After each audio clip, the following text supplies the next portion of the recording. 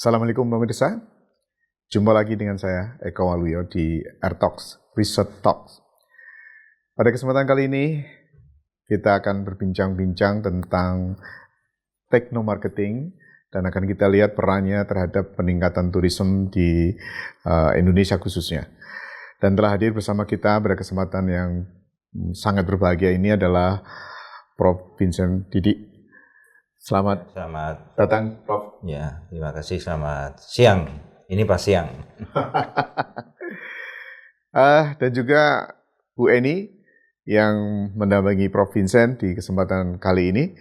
Selamat datang, Bu. Selamat datang, selamat siang, Bapak. Ya, terima kasih sudah hadir di TV-ku. Pemirsa, jangan lupa AirTalks bisa Anda nikmati di saluran televisi digital TV-ku dan juga streaming di YouTube kanal TV-ku. Baik pemirsa, segera saja kita bahas topik kita pada kesempatan kali ini tentang teknomarketing. Dan kita akan tanya terlebih dahulu ke Prof. Vincent, kira-kira yang dimaksud dengan teknomarketing itu kira-kira apa, Prof? Silakan, Prof. Ya, selamat siang kembali kepada para pemirsa. Terima kasih Pak Wiko. Jadi teknomarketing itu memang akhir-akhir ini menjadi keniscayaan ya. Jadi semua aktivitas marketing itu menggunakan teknologi gitu ya, entah teknologi e-commerce, teknologi gadget, teknologi IT, teknologi AI. Nah, secara spesifik kami dalam kaitan dengan penelitian yang kami lakukan itu kami memakai VR ya, virtual reality ya, VR. Jadi itu Pak Wiko. Oke. Jadi dalam hal ini salah satu yang kita tandai sebagai teknomarketing adalah pemanfaatan virtual reality yang diimplementasikan di suatu area tertentu begitu ya. Dan kemudian akan kita lihat dampaknya terhadap peningkatan turisme. Kira-kira Bu Eni mungkin bisa ditambahkan, apakah memang pemanfaatan teknologi ini berdampak Ibu terhadap aktivitas turisme itu? Dengan adanya teknologi, itu sangat berpengaruh bagi dampaknya pariwisata maupun destinasi wisata. Karena dengan adanya virtual reality itu sangat membantu untuk objek wisata. Seperti itu Bapak. Ya. Jadi mungkin bisa lebih terangkan lagi Prof. Vincent. Ya. Virtual reality berdampak terhadap, ini kira-kira harapannya itu seperti apa sebenarnya pemanfaatan virtual reality untuk turisme itu? Jadi memang yang pertama kali kita sasar atau kita tuju itu adalah calon-calon wisatawan mancanegara ya, biasa disebut wisman ya, dari mereka yang belum berkunjung ke, itu kan sebuah kawasan desa Kebon Indah ya. Oh, ini objeknya di situ. Ya, jadi kawasan Kebon Indah itu berada di Bayat ya, di Klaten ya, dan desa itu memang sebuah klaster sebetulnya, klaster batik dengan pewarna alam ya. Ini diantaranya produknya saya pakai ini ya. Ini juga dari serat sisal ya. Jadi dengan warna-warna alami itu ternyata itu juga membuahkan hasil yang positif ya, baik bagi konsumen di dalam negeri maupun di mancanegara.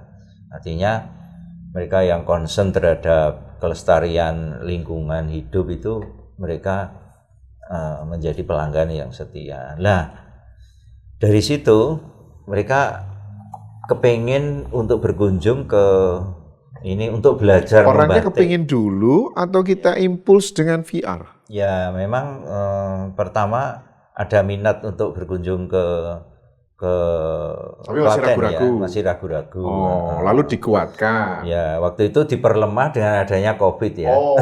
Waktu ada itu. Ini penelitian ini kan tahun 22 ya. Ya. Jadi VR-nya itu mendorong orang lebih bersemangat untuk hadir. Kira-kira mungkin begitu ya, Bu Eni? Ya, betul. Dengan adanya virtual reality itu jadi keingintahuan ya, keingintahuan desa wisata.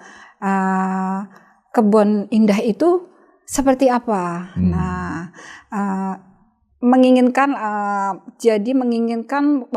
wisatawan keingintahuan seperti apa meningkat itu, keingintahuannya, ya. lalu dia hadir gitu Iya, kira-kira betul. harapannya. Baiklah pemirsa, itu kira-kira gambaran umum tentang technomarketing ya dan dampaknya terhadap turisme. Kita akan bahas lagi lebih rinci setelah ini. Tetap di Air Talks.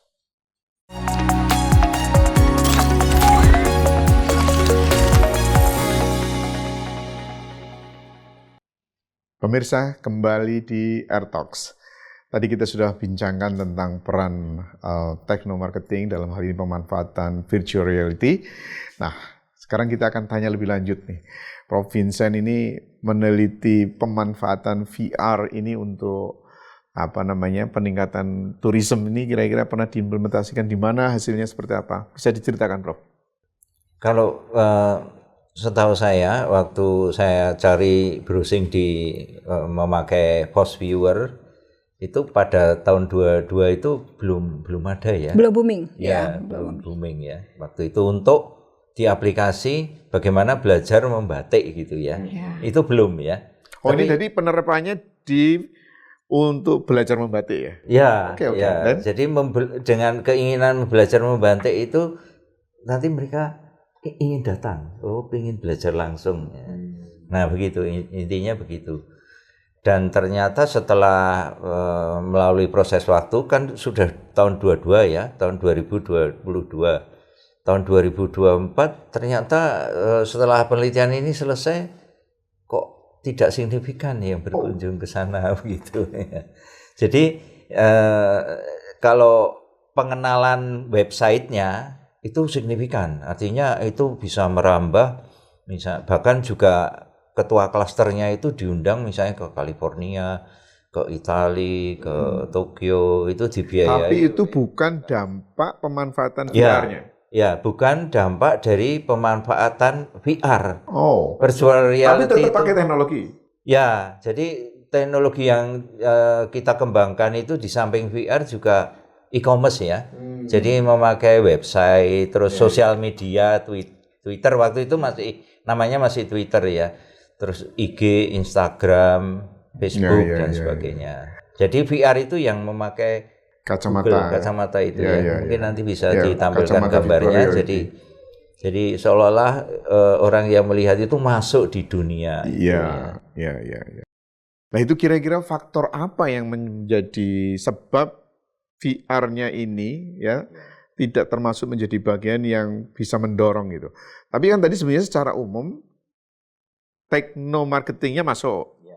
Tapi khusus yang VR ini tidak berhasil ya di objek yang diteliti Pak Vincent sama teman-teman itu ya.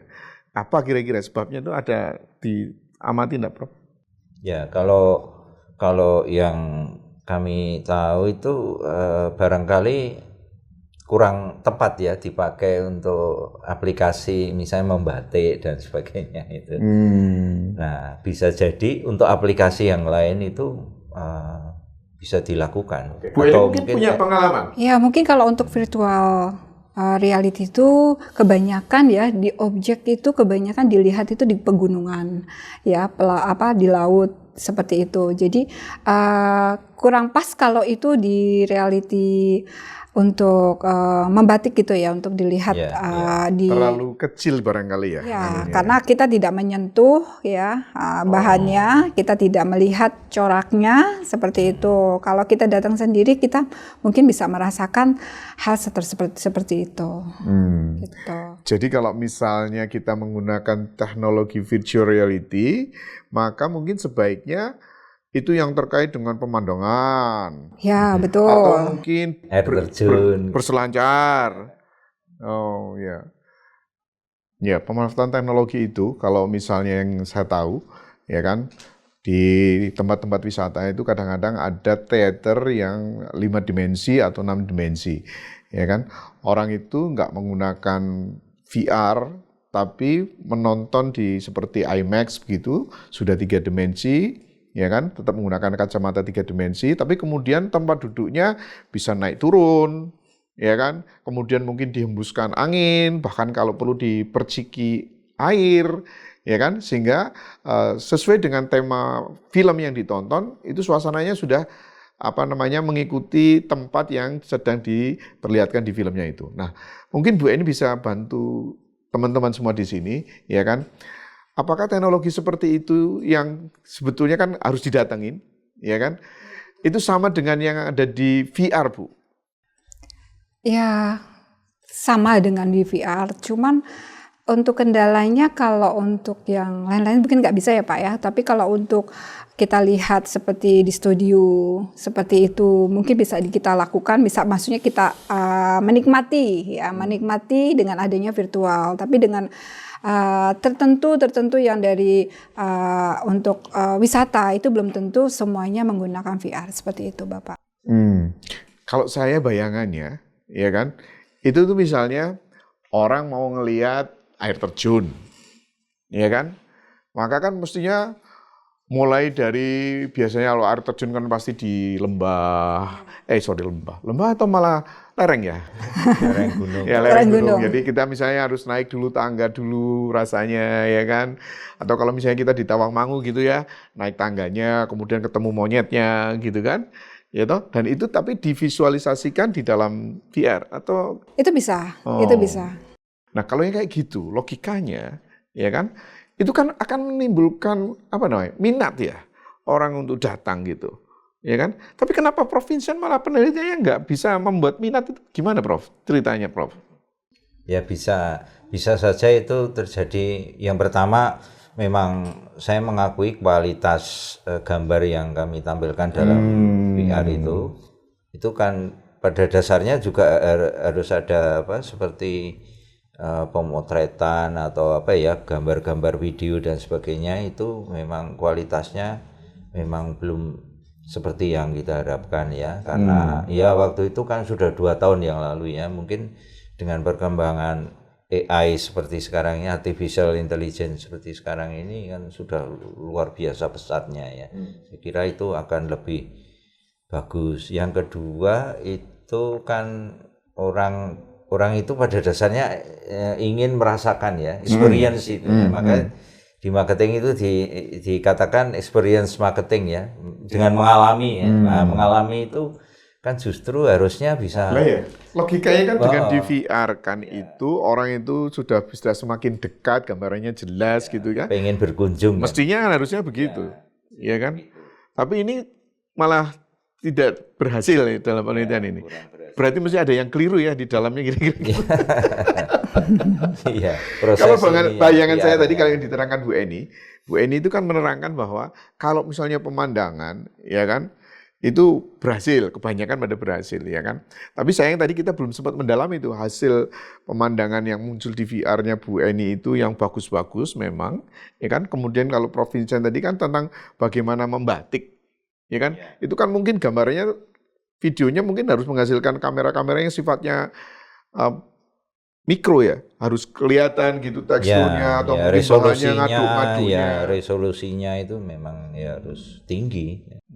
Ya biar betul-betul bisa jelas gitu ya. Oke. Tapi itu cocoknya di dalam penelitian itu mungkin Prof ini adanya pas pandemi itu sangat membantu sekali dengan adanya virtual.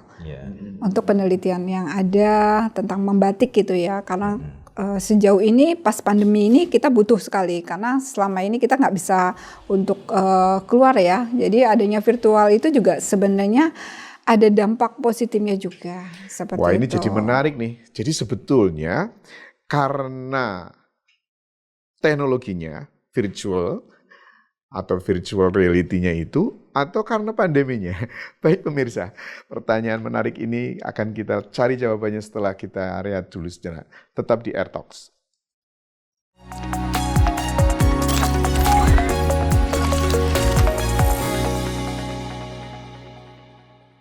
Pemirsa, semakin menarik ya. Jadi apakah teknomarketing itu memang punya dampak yang baik terhadap kunjungan turisme ya? Kita akan lihat lagi nih pertanyaan-pertanyaan yang harus kita tanyakan kepada narasumber kita pada kesempatan kali ini. Jadi menarik tadi bahwa Prof Vincent meneliti VR ya kan sebagai salah satu proksi untuk teknomarketing, ternyata khusus di penelitian beliau ini nggak punya dampak yang terlalu baik dalam kunjungan wisata ke objek yang ditunjukkan dalam VR tersebut. Tapi Bu Eni tadi menyatakan bahwa mungkin ada pengaruh dari pandemi COVID ya. Nah, mungkin Prof. Vincent dulu deh. Kira-kira memang begitu atau gimana ya? Ya, ketika pandemi itu mewabah atau merajalela, itu memang orang kan memang tidak boleh ketemu ya, ada berbagai macam pembatasan waktu itu, restriksi ya.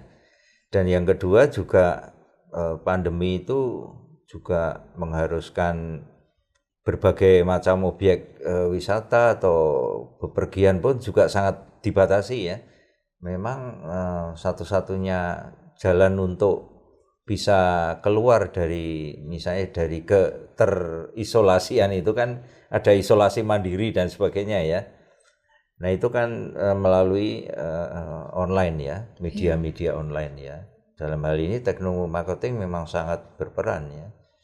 Nah pertanyaannya, teknomarketing itu kan diharapkan bisa meningkatkan minat setelah tidak lagi ada pandemi, ya kan? Nah, dalam hal ini ternyata kok tetap. Ya, memang begini Pak Dwiko, jadi teknomarketing kan tidak terbatas hanya pada VR ya. Jadi tadi kan ada e-home ya, misalnya e-home itu misalnya leaflet yang disebarkan melalui website, melalui konten-konten sosial media dan sebagainya ya. Nah itu justru itu efektif malahan itu. Terus kemudian juga fintech ya, fintech berkembang pesat itu kan juga karena berkat dari pandemi yang lalu ya. Financial technology seperti pembayaran QRIS, pembayaran digital wallet dan sebagainya itu. Kemudian juga berbagai macam sosial media itu juga ternyata membantu e-commerce, perkembangan e-commerce di Indonesia yang naik secara pesat dalam 5 tahun terakhir itu sampai 70% ya. Jadi hampir 70% masyarakat Indonesia itu kan pengguna teknologi IT ya, entah ya berbagai macam bentuk ya, medsos, menggunakan untuk juga e-commerce atau media-media online yang lain. Saya kira itu. Jadi kalau khusus pemanfaatan teknomarketing menggunakan virtual reality ini memang tidak terlalu berdampak, ya kan? Tapi justru pemanfaatan teknomarketing di penggunaan hal-hal yang lain, ya kan? Itu bisa berdampak, ya. Terutama ya banyak hal ya terkait pokoknya pemanfaatan teknologi ya. Oke. Nah, kalau tadi lagi Bu Eni masih ke soal COVID nih, ya kan? Apakah memang COVID ini ditunggu-tunggu betul selesainya gitu ya di dunia turisme? Iya, karena ditunggu. Selesainya kapan nih? Saya ingin jalan, saya ingin healing. Ya gitu, seperti itu keinginan.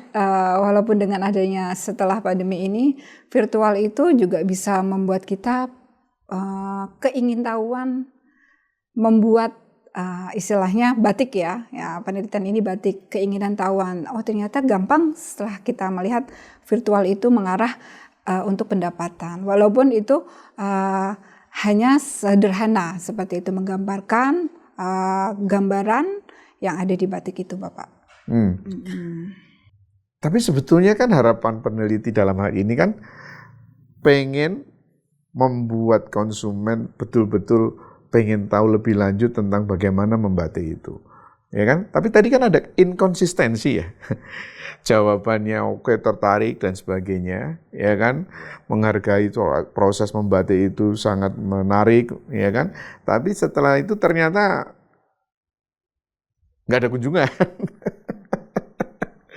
Ya artinya bisa jadi begini Pak Eko, jadi bisa jadi mereka mereka itu membuat keputusan untuk ke destinasi tertentu itu tidak sekedar dari melihat VR.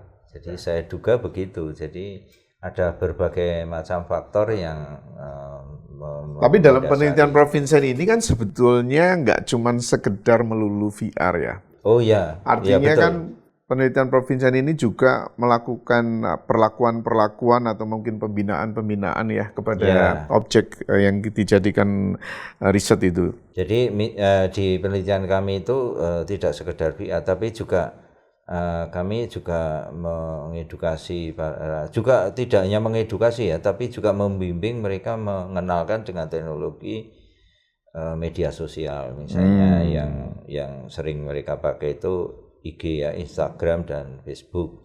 Waktu itu masih ada Twitter ya, sekarang kan X itu. Nah itu mereka gunakan, dan itu pun pertama kali itu dalam 2 tahun masa, karena kami mendampingi klaster itu sudah sejak tahun 2016 ya. Jadi mereka itu tidak serta-merta dengan menggunakan teknologi teknomarketing itu ya. Saya mengatakan teknomarketing itu langsung serta-merta omset jualannya itu meningkat, tidak ternyata. Jadi harus ada upaya lain. Karena ini kan batik ini jelas lebih mahal dari batik biasa, jelas, karena itu kan memakai pewarna alam yang rentan ya terhadap perubahan warna ya, beda dengan yang sintetik ya. Terus yang kedua itu kami waktu itu harus mencarikan atau sama-sama mencari bahwa ternyata yang efektif itu ternyata di dunia itu ada komunitas ya, komunitas penggemar warna alami.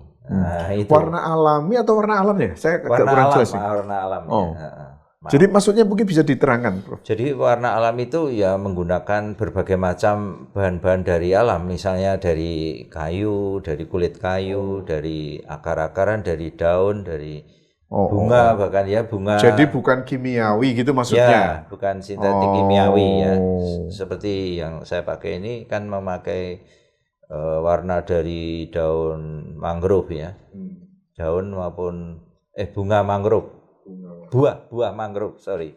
Jadi buahnya itu seperti bunga ya gitu. Dan itu malah jadi komoditas yang lebih mahal. Itu ya itu gratis sebenarnya kalau mau ambil itu di pantai. Tapi pergi ke pantainya kan bayar. Di pantai tidak itu gratis ya. Ya harus ada transportnya ya Pak ya. Ya iyalah, kan artinya tentu ada cost yang harus kita keluarkan gitu. Ya, jadi dari situ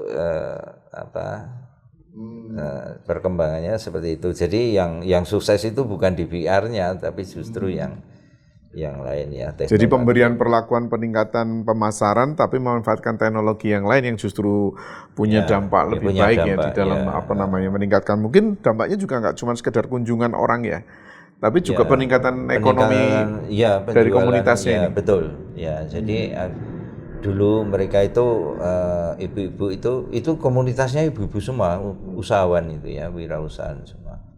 Itu dulunya kan hanya sambilan ya.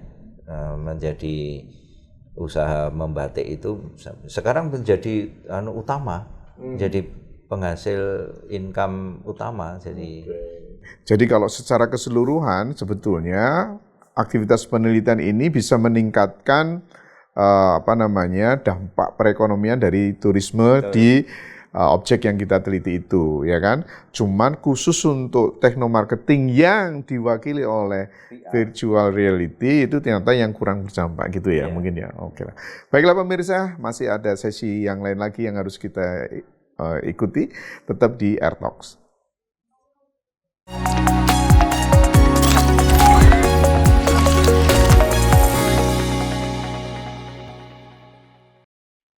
Oke pemirsa, kita kembali lagi. Tadi kita bahas tentang pengaruh pandemi, ya kan, terhadap turisme. Banyak kan orang lihat pandemi, kemudian habis itu manfaatkan teknologi, ya kan?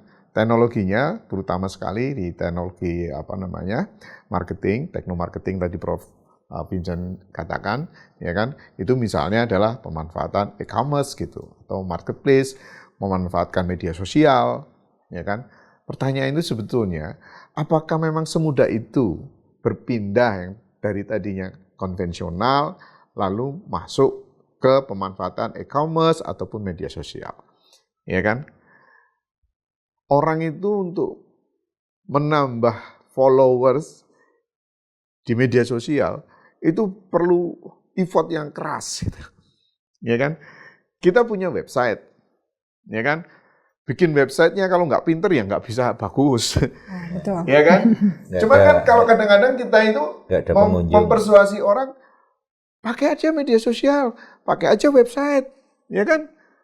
Terus nanti ada yang tanya pengusahanya, saya bikin websitenya gimana? Ya nggak? Oh nanti kita ajarin, oke diajarin, ya kan? Pertanyaannya, ya kan? Setelah diajarin bisa, memangnya bikin kontennya bener bagus? Gimana, Prof? Gemes saya. Ya. Iya. Begini, saya pernah punya pengalaman gagal juga sebagai pendamping UMKM ya.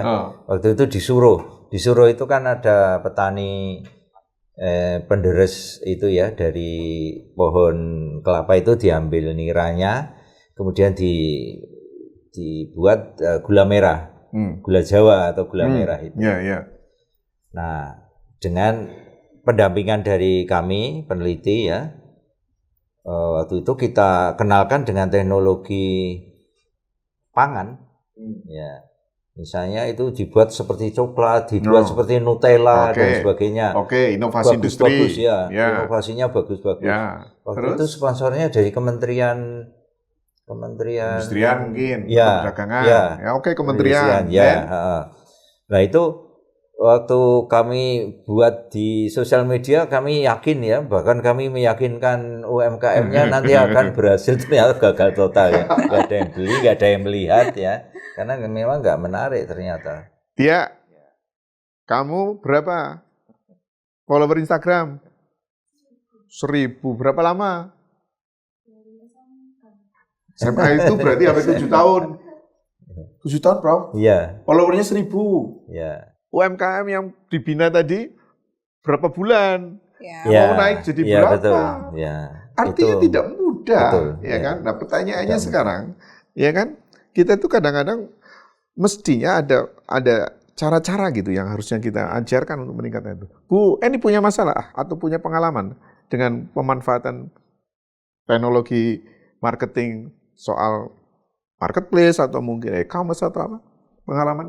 Pengalaman ya, kalau misalnya IG sama mungkin ya dengan yang mungkin yang mbak-mbak ya yang rasain IG harus dari SMP, dari SMA gitu kan. Mungkin dari saya mungkin yang umur segini pun juga mungkin nggak terlalu banyak update gitu seperti itu. Jadi terlalu tidak menekankan, aduh saya kebanyakan kalau yang itu masih yang muda. Yang muda untuk mengatakan, eksis nih saya begini. Apalagi kalau misalnya TikTok ya, banyak sekali ya. Sekarang banyak banget bergaya seperti apa. Nah, follow-nya banyak juga yang diminati seperti itu. Masalahnya tadi loh Bu, di dunia pariwisata, turisme, orang disuruh beralih menggunakan e-commerce, media sosial, ya kan? Semua yang tadi menurut Prof. Vincent itu teknomarketingnya dijalankan, ya kan? Tapi kan ternyata kan tidak semudah yang kita katakan. Ya, betul. Ya kan? Jadi begini Pak Dwiko ya, ada itu juga melalui sebuah pencarian dari kami ya, pendamping dari universitas ya, dari Udinus maksudnya, Universitas Dian Nusantara. Jadi begini, kami itu mencari itu 1,5 tahun. Apa tuh ini kok ternyata nggak mudah memakai teknomarketing melalui sosial media atau e-commerce, ternyata nggak mudah ya. Ya, terus dalam pencarian lama itu 1 sampai 1,5 tahun ini akhirnya ketemu ternyata di dunia internasional itu ada komunitas ya tadi pewarna alam. Nah, kami masuk melalui situ dan jadi keren. Dan itu banyak ya. Harus ada terobosan-terobosannya gitu loh maksudnya. Melalui itu saling kenal dan malah diundang ya kan, pengrajinnya, ketua klasternya itu diundang sampai ke Italia, dibiayai ke California, Chicago. Di dunia Facebook itu juga ada model-model begitu kan. Mereka kan sekarang ini di Facebook misalnya ada grup, ya kan? Ya, Nah, betul. bikin community terkait dengan tourism, ya kan? Dan kalau Provincian bisa menemukan ternyata di community tentang pewarna pakaian alami, ya kan? Nah, komunitas itu ternyata sangat luas dan di sana terkumpul melalui sosial media. Nah, masuklah ke pasar yang itu, kan gitu. Minatnya sama. Nah, Jadi dengan itu minat yang sama. kata kuncinya Ya. same interest Oke. ya. Jadi interestnya sama, minatnya Ya. sama. Ya, betul. Saya itu punya teman, sekarang jadi anggota DPRD itu ya gara-gara ngelola komunitas orang Semarang gitu. Ya kan? Rasa disebut produknya, ya kan? Tapi yang jelas memang kita itu harus memanfaatkan sosial media itu secara apa ya? Cerdik gitu. Ya kan? Kalau nggak cerdik maka kita ya nggak akan semudah itu masuknya sosial media. Ya kan? Saya aja pernah dibujui sama anak saya. Belikan iPhone, Pak. Apa kalau kamu dibelikan iPhone? Aku nanti akan TikTokan, ya kan? Pasti aku nanti banyak followernya, aku bisa masuk bisnis. Saya tergadak. Oh, gitu. Setelah dibelikan, ya dia malah main game terus juga. Oh, betul. Ya kan? Kebanyakan seperti itu, Pak. Iya kan? Jadi kita tuh terkooptasi bahwa kalau masuk dunia media sosial itu dipikirnya mudah. Ya kan? Ternyata ya enggak. Ternyata cuma dibujuin aja. Ya kan? Biar orang tuanya belikan perangkat yang canggih, mahal gitu kan. Habis itu ya udah enggak. Ya kan? Nah, pengusaha juga begitu. Ya kan? Mereka hanya terlalu berharap menurut saya. Ya kan? Makanya harus pinter masuknya. Ya kan? Bu, ini lagi ada pengalaman lain, Bu? Pengalaman lagi ya, Pak. Kalau misalnya di promosi seperti itu ya kebanyakan memang dari media ya, tidak ada yang lain gitu. Mungkin mereka melihat semuanya itu juga lihatnya dari media, tidak bisa dari mungkin yang lain gitu. Ya mungkin teman-teman nih anak-anak muda yang sudah punya followers lebih dari 1.000, 2.000 ya kan, kita manfaatkan misalnya. Oh, ya, bisa. Ya pola-pola yang seperti itu Jadi bisa influencer kita. ya. Iya, influencer. ya, betul. Iya, betul. Iya kan? Jadi bagaimana itu bisa menimbulkan minat masyarakat, ya kan? Tapi memang harus ada agent gitu. Ya kan? Kalau di dunia website itu ada konsep search engine optimization. Yeah. Jadi teknik-teknik agar website ataupun sosial media yang kita punya itu bisa berada kadang di bayar juga itu, Pak. Ya kalau bayar itu tergantung dia nanti jasanya itu seperti apa. Ya kan? Oke.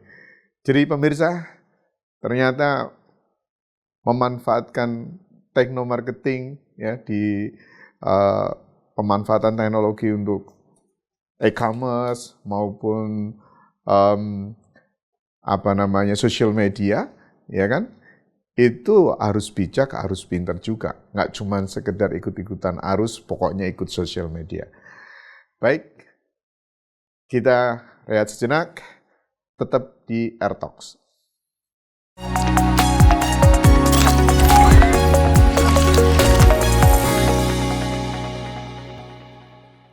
Pemirsa, kita datang di segmen terakhir di pertemuan kita AirTalks kali ini.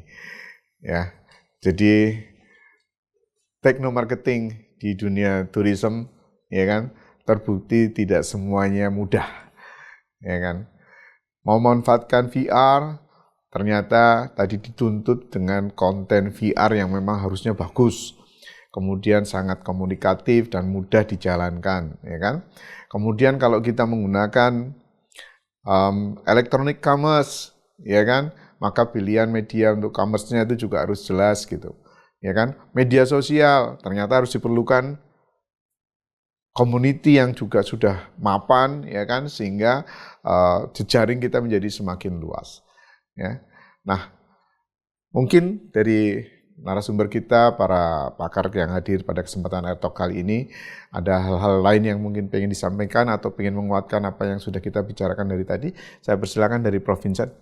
Ya, jadi memang kalau untuk bagaimana meningkatkan kapasitas dari UMKM ya, sebagai pendamping UMKM ya, harus mencari peluang ya, mencari peluang yang cerdas ya, bagaimana agar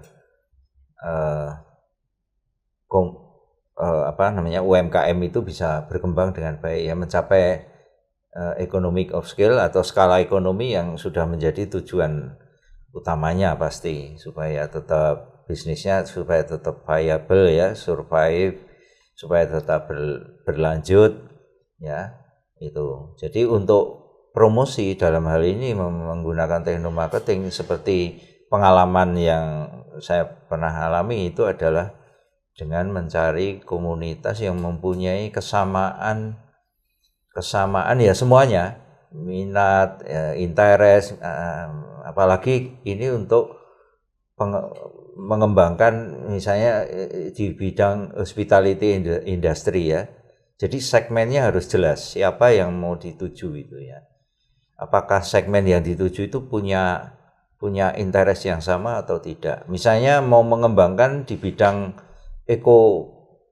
ekoturism ya, itu ada komunitasnya tentang di ekoturism. Kemudian juga ini yang tourism yang berorientasi pada petualangan ya, misalnya naik gunung ya, itu ada, itu saya temukan ada komunitasnya ya. Jadi di komunitas itu semua informasi ada, dan ketika kita menawarkan sesuatu yang terkait dengan adventure tourism ya, misalnya naik gunung Kartens misalnya ya, itu yang kuat itu.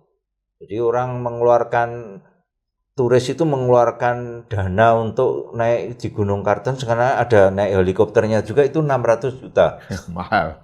Iya, itu ada komunitasnya Pak Eko. Ya, betul. Jadi mereka nggak enggan mengeluarkan uang segitu. Nah kalau kita salah masuk komunitas, masuk segmen salah, ya kita nggak akan laku tuh. Meskipun pakai teknomarketing apapun, kalau kita salah segmen ya nggak akan berhasil lah itu loh. Jadi harus cerdas. Ya. Oke, sip. Bu Eni barangkali ada yang mau disampaikan, silakan. Mungkin udah kebanyakan Prof yang bicara ya.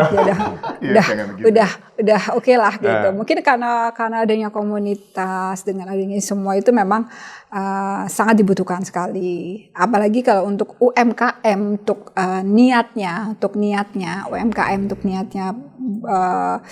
membuka sebuah peluang, itu UMKM-nya juga niat juga untuk meningkatkan perekonomian juga ya, misalnya desa wisata seperti itu. Jadi untuk menekankan karena ada niat, terus ditambah lagi dengan Prof yang banyak ya tadi ya. Mungkin cukup itu aja dari saya. Oke, baiklah.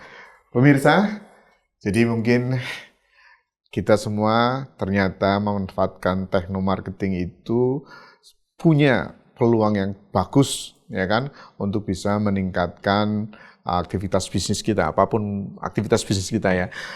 Tadi untuk tourism juga sama ya, punya peluang juga meningkatkan kunjungan, kemudian juga mungkin aktivitas bisnis yang terkait dengan tourism ya kan, kunjungan, kemudian penginapan, kemudian mungkin juga oleh-oleh ya kan, kemudian juga mungkin kerajinan ya kan, yang terkait dengan wisata. Dan itu semua tuh bisa ditingkatkan sebetulnya menggunakan teknomarketing. Cuma ternyata ya kan, teknomarketing ini juga harus dikelola dengan cerdik dan profesional. Ya kan? Nggak boleh cuman asal-asalan ya kan. Tadi misalnya membuat konten tentang belajar membatik gitu ya, mungkin kamera yang digunakan bukan kamera yang profesional, ya kan? Mungkin membuat alur ceritanya juga sekedar ada, bisa aja kan begitu, ya, betul. Ya kan? Jadi misalnya yang namanya mau belajar membatik, urutannya misalnya dari apa dulu? Oh, menyiapkan desain yang mau dibatikkan itu apa? Harusnya kan tahu dulu. Kalau orang nggak ngerti cara desain, tiba-tiba harus membatik kan ya enggak mungkin tahu, misalnya ya Prof. Iya. Iya kan? Kemudian juga misalnya teknik pewarnaannya karena di sini alami, ya kan? Bagaimana teknik membuat pewarnaannya? Apakah itu juga sudah pernah dipikirkan atau belum? Pokoknya pasrah bongkoan sama orang yang sebetulnya juga sama-sama nggak ngerti, disuruh membuat konten ya. Barangkali aja bisa begitu loh, Prof. Ini bukan menuduh loh, Prof. Iya. Juga tidak asal juga dengan desain Iya. ya. Iya, Desain kan betul. juga dibutuhkan Iya kan? banget ya, gitu, Iya kan? Pak Budi. Iya. Saya kok curiga gitu loh tadi. Kenapa kok teknologinya jadi malah nggak punya manfaat terhadap. Nah, jadi pemirsa, hal-hal yang terkait dengan profesionalisme ya, nggak melulu cuman di teknomarketingnya saja, ya kan? Tapi juga bagaimana kita mensikapi kondisi perekonomian itu juga tadi Prof bilang harus ada di dalam komunitas yang tepat, ya kan? Itu juga harus kita perhatikan. Baiklah, mudah-mudahan apa yang kita bicarakan pada kesempatan AirTalks kali ini bisa memberikan manfaat yang banyak untuk kita semuanya. Dan terima kasih pada Prof Vincent, Bu Eni yang telah bergabung di AirTalks edisi kali ini. Dan pemirsa, tetap di kanal TVku, TV Digital, dan juga kanal YouTube TVku. Sampai jumpa di lain kesempatan. Saya Eka Waluyo. Jika ada kurang dan lebihnya, mohon maaf. Sampai jumpa.